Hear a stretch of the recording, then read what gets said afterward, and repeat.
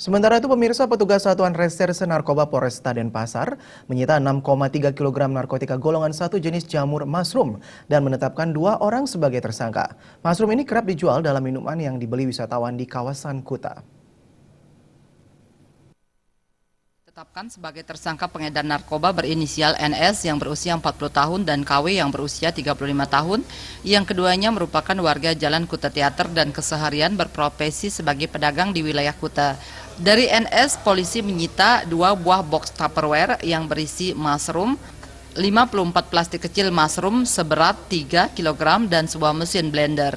Sementara dari tersangka KW, polisi menyita 3 box Tupperware yang berisi mushroom, 102 plastik kecil mushroom dengan berat 4,2 kg. Menurut Kasat Reserse Narkoba Polresta Denpasar Kompol Egede Ganevo, mushroom ini disimpan tersangka di dalam lemari es. Mushroom diolah menjadi jus magic mushroom dan dijual kepada wisatawan asing dengan harga Rp15.000 hingga Rp25.000. Keduanya ditangkap setelah polisi memperoleh informasi. Kedua tersangka kerap berjualan jus magic mushroom.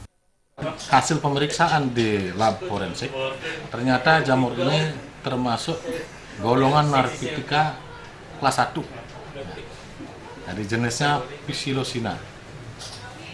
Sehingga kepada yang bersangkutan kita sangkakan pasal 111 karena ini barang buktinya lebih dari 1 kg, jadi pasal 111 ayat 2.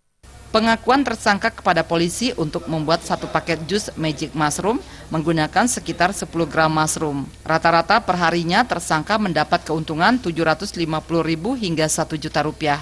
Tersangka mengaku membeli mushroom dari seseorang di Jalan Glogor Carik dengan harga Rp200.000 per kilogramnya.